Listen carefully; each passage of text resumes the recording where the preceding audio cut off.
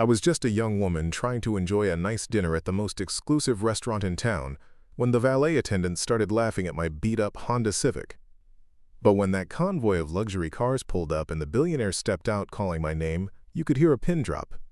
Trust me, you won't see this twist coming, and what happens next will completely restore your faith in love and prove that appearances can be deceiving in the most beautiful way. Before we jump back in, tell us where you're tuning in from, and if this story touches you, make sure you're subscribed, because tomorrow I've saved something extra special for you.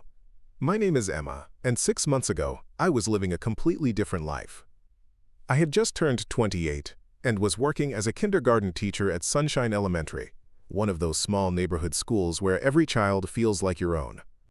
The pay wasn't much, but seeing those little faces light up when they learned something new made every challenging day worth it. I drove the same reliable Honda Civic I'd bought used 5 years earlier, lived in a cozy one-bedroom apartment, and was genuinely content with my simple life. That Tuesday evening started like any other. I had finished grading spelling tests and was looking forward to meeting my best friend Sarah for dinner at Le Bernardin, this incredibly fancy French restaurant downtown. Sarah had insisted on celebrating my recent promotion to head teacher, and she'd made reservations weeks in advance.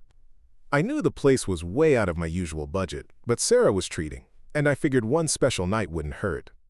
I spent extra time getting ready that evening, choosing my best black dress and the pearl earrings my grandmother had given me for college graduation. Standing in front of my bedroom mirror, I felt elegant and confident. My reflection showed a woman ready for a sophisticated evening out, someone who belonged in fancy restaurants and high-end establishments. I grabbed my small clutch purse, keys to my trusty Honda, and headed out into the warm spring evening. The drive downtown was pleasant, with soft jazz playing on the radio and the city lights beginning to twinkle as dusk settled over the skyline. I felt excited about the evening ahead, about celebrating this milestone with my dearest friend, about experiencing something luxurious and special. My Honda ran smoothly through the evening traffic, its engine humming reliably as it had for years. The car had never let me down, taking me to work every morning, on weekend adventures, and through countless late-night drives when I needed to think. When I arrived at Le Bernardin, I was immediately struck by its imposing presence. The restaurant occupied the ground floor of a gleaming skyscraper, with floor-to-ceiling windows that revealed glimpses of crystal chandeliers and white tablecloths inside. Luxury cars lined the circular driveway, sleek Mercedes-Benzes, pristine BMWs, and exotic sports cars that probably cost more than I made in 3 years. The building itself seemed to radiate wealth and exclusivity, making me suddenly aware of my modest Honda among all this automotive splendor. I pulled up to the valet stand, where 3 young men in crisp white shirts and black vests were efficiently handling the parade of expensive vehicles. They moved with practiced precision, sliding into driver's seats of Porsches and Maseratis, executing perfect parking maneuvers and jogging back with professional smiles. The entire operation looked like a carefully choreographed dance, smooth and sophisticated. As I approached in my Honda Civic, I noticed the first valet, a tall guy with perfectly styled hair, nudge his colleague and point in my direction. The second valet, shorter with a cocky grin, started laughing before I'd even come to a complete stop. The third one, who couldn't have been older than 22, was already shaking his head and pulling out his phone. I rolled down my window and smiled politely. "Good evening. I'm here for dinner at Le Bernardin." My voice was steady and pleasant, the same tone I used with parents during school conferences, professional but warm. The tall valet looked at my car, then at me, then back at the car again. "You're sure you're at the right place?" he asked, his voice dripping with condescension. "This is Le Bernardin. It's pretty expensive." The way he emphasized expensive made it clear he thought I couldn't possibly afford to eat here. I felt my cheeks warm but maintained my smile. "Yes, I'm meeting a friend. We have a reservation." I reached for my door handle, ready to step out and end this awkward interaction. "Hold on there," the shorter valet said, walking around to examine my car more closely. "This is a 2018 Honda Civic, right? Maybe 2017? Hard to tell with all those scratches." He was speaking loudly enough for other arriving guests to hear, and I noticed a couple in evening wear slow their pace to listen. Preparing and narrating this story took us a lot of time, so if you are enjoying it, subscribe to our channel, It means a lot to us. Now back to the story. It's a 2017, I replied quietly, hoping to move this along quickly. The scratches he mentioned were minor dings from city parking, the kind of wear that comes from actually using your car instead of keeping it as a showpiece. The third valet had now started recording with his phone. Guys, check this out. He announced to his colleagues, "We've got someone who thinks she belongs at Le Bernardin." He zoomed in on my car's exterior, making sure to capture every small imperfection. "Maybe she's lost," suggested the tall one. "There's a McDonald's about 3 blocks down. Much more budget-friendly." His comment drew chuckles from the other valets and a few snickers from nearby guests. I sat in my car, gripping the steering wheel, feeling my face burn with embarrassment. These young men were making assumptions about me based solely on my car, treating me like I was some kind of joke. The professional confidence I'd felt getting ready at home was evaporating under their cruel scrutiny. "Look at those seat covers," the shorter valet continued, peering through my window. "Are those from Walmart? And is that an air freshener hanging from your mirror? How classy." The mockery in his voice was unmistakable, and I could see other arriving guests starting to gather, drawn by the spectacle. "Actually," I said, trying to maintain my dignity, "the seat covers protect the original upholstery. And yes, I like my car to smell nice. Is there something wrong with that?" My teacher instincts kicked in, the same calm authority I used when dealing with difficult situations at school. This seemed to amuse them even more. "Oh, she's got an attitude," laughed the one with the phone. "Lady, do you see these cars around you? That's a Lamborghini, that's a Ferrari, and that beautiful machine over there is an Aston Martin.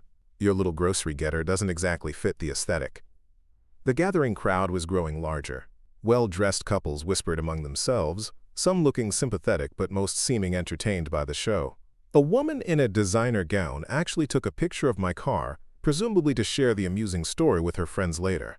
"Maybe we should call security," suggested the tall valet in a voice loud enough for everyone to hear. "Make sure she's not here to cause trouble." People who can't afford the valet fee sometimes get desperate. This comment drew gasps and nervous laughter from the onlookers. I felt tears starting to prick behind my eyes, but I refused to let them fall. These people didn't know me, didn't know my story, didn't know that I spent my days nurturing children and helping them believe in themselves. They saw an old car and made assumptions about my worth as a person. "I can afford the valet fee just fine," I said, my voice stronger than I felt. "I'm a teacher, and I work hard for everything I have. This car has been reliable and trustworthy, which is more than I can say for some people." The shortest valet pretended to wipe away tears. "Oh no, she's a teacher." That explains the budget situation. What do teachers make these days? Minimum wage? His cruelty was breathtaking, and I couldn't understand what I had done to deserve such treatment. "Teachers shape the future," I replied firmly. "We educate the leaders of tomorrow.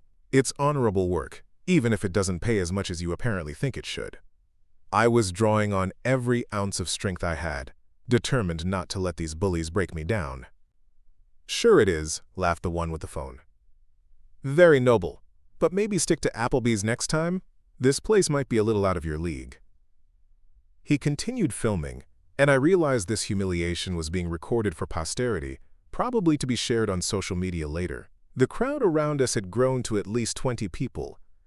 Some looked uncomfortable with the valet's behavior, but no one stepped forward to defend me.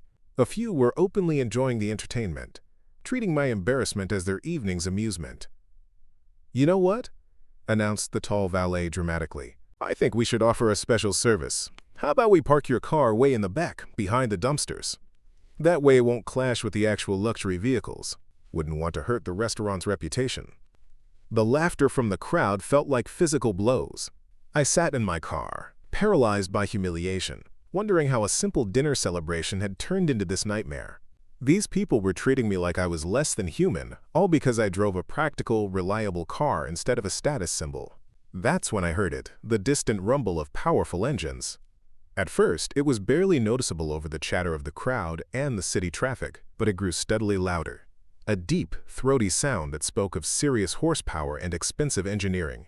The kind of sound that makes car enthusiasts stop whatever they're doing and turn their heads. The valets paused in their mockery, their expressions shifting from smug amusement to curiosity. The crowd began looking around, trying to locate the source of the approaching thunder. Even I found myself wondering what kind of vehicle could produce such an impressive sound. Then we saw them. Coming down the street in perfect formation, like something out of an action movie, was a convoy of the most spectacular cars I'd ever seen outside of a magazine. Leading the procession was a matte black Bugatti Chiron, followed by a gleaming silver McLaren P1, then a pristine white Koenigsegg Regera, and bringing up the rear, a stunning blue Pagani Huayra that looked like it belonged in a modern art museum. The entire crowd fell silent. These weren't just expensive cars, they were automotive masterpieces, each one worth more than most people's houses.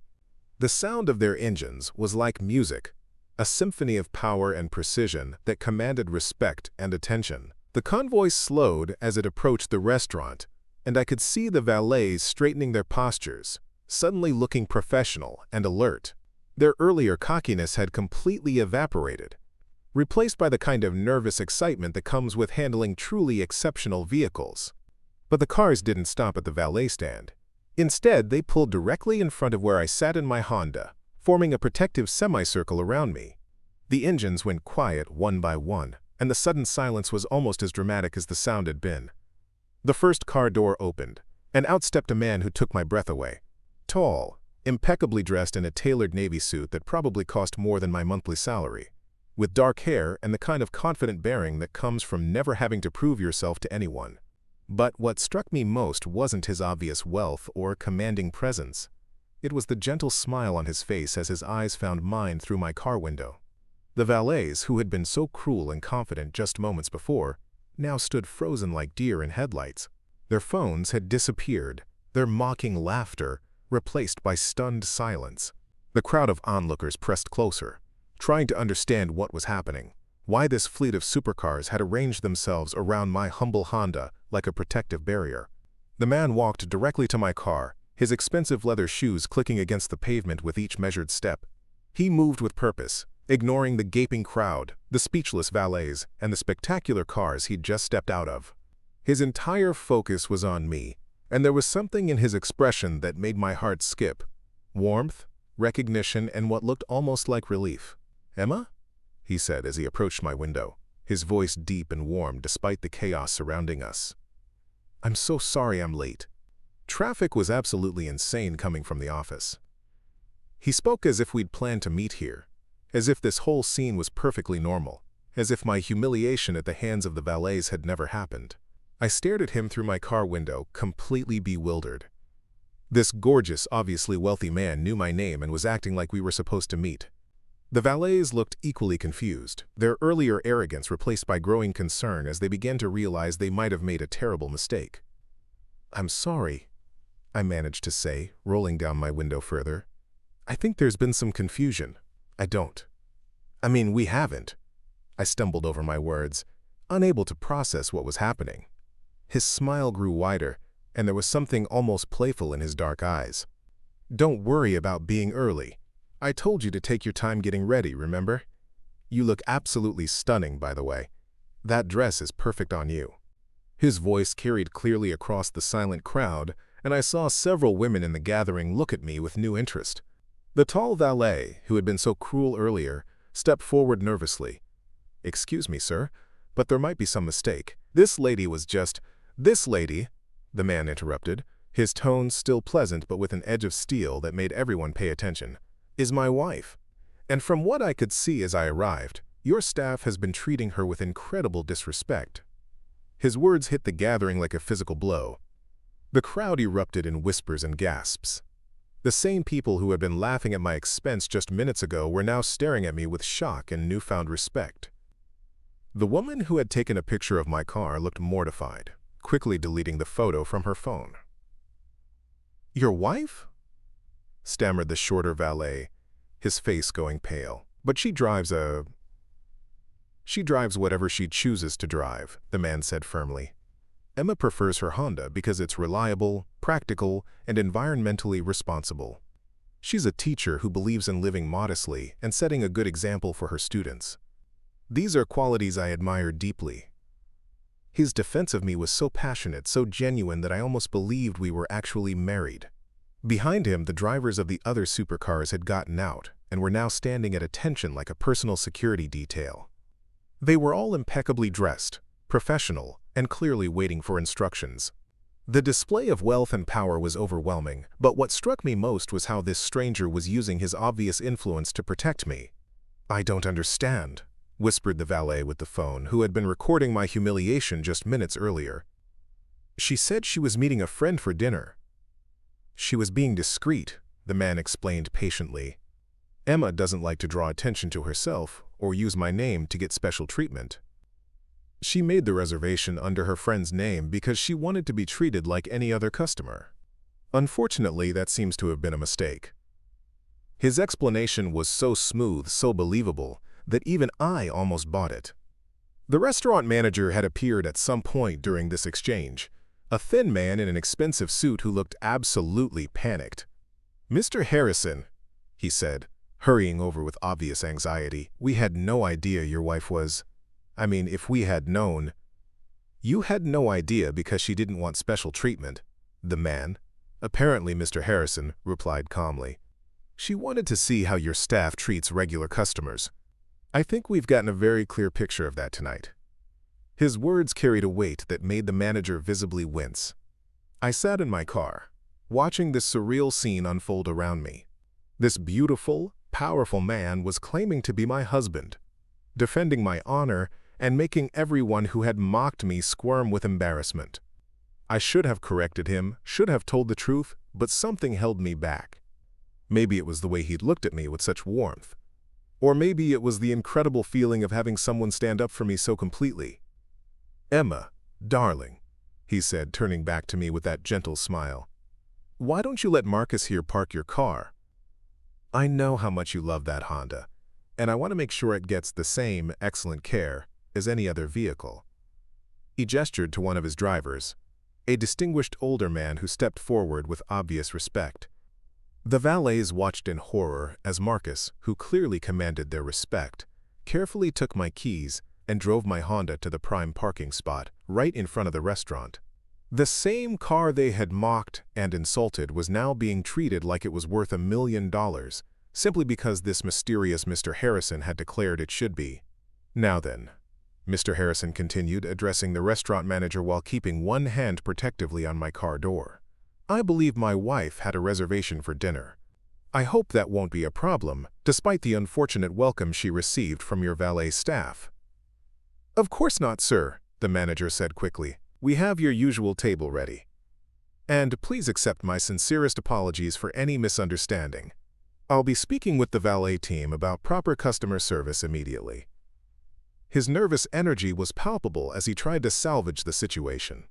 Mr. Harrison helped me out of my car with the kind of old-fashioned courtesy that made me feel like a princess. His hand was warm and steady as he guided me to my feet, and he offered me his arm like we'd been doing this dance for years. "Shall we go in?" he asked softly. "I believe we have some catching up to do." As we walked toward the restaurant entrance, I could hear the frantic whispers behind us. The valets were clearly panicking, realizing they had just humiliated the wife of someone incredibly important. The onlookers were trying to process what they'd witnessed, how quickly the tables had turned, how completely their assumptions had been proven wrong. "I have to ask," I whispered as we reached the entrance, my curiosity finally overcoming my shock. "Why are you doing this? You don't even know me." He paused and looked down at me with those warm, dark eyes. "Because," he said quietly, "no one deserves to be treated the way you were being treated. And because sometimes life puts you exactly where you're supposed to be at exactly the right moment." There was something in his voice that suggested this meant more to him than just helping a stranger. Inside the restaurant, the Maitre d' treated us like visiting royalty. We were escorted to a corner table with stunning views of the city, the kind of prime seating usually reserved for celebrities and billionaires. The entire staff seemed to know who Mr. Harrison was, and by extension, they now treated me with the utmost respect and attention. "I should probably explain," he said once we were seated, and the initial flurry of service had died down. "My name is David Harrison.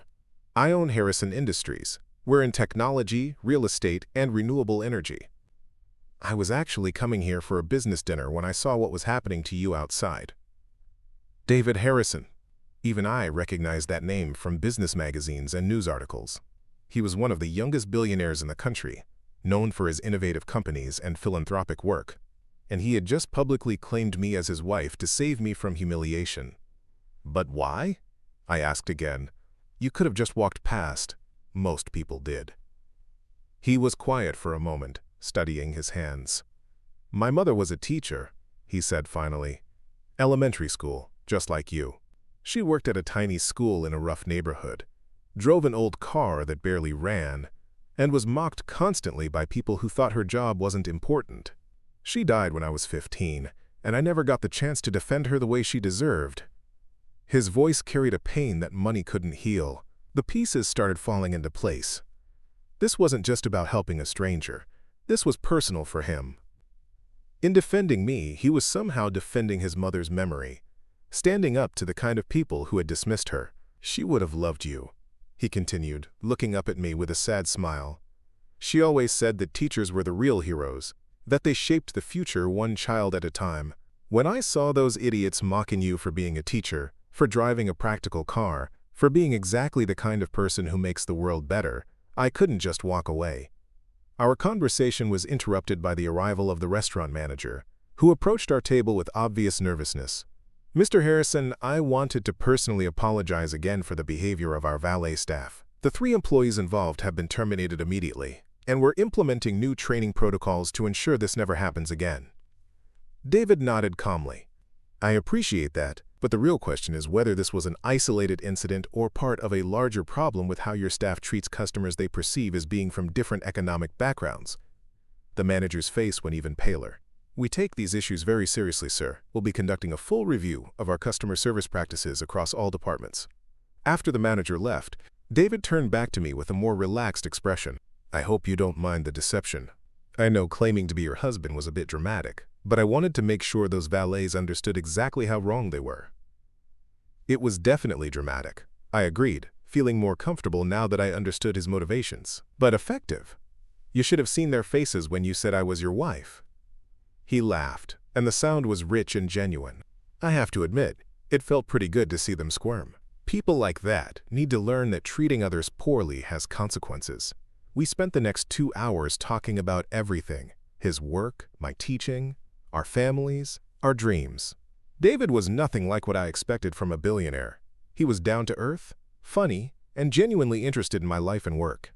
He asked thoughtful questions about my students and seemed fascinated by the challenges and rewards of teaching. You know, he said as we finished dessert, I've been looking for someone to help design an educational foundation I'm starting. Someone with real classroom experience who understands what teachers and students actually need, not what bureaucrats think they need.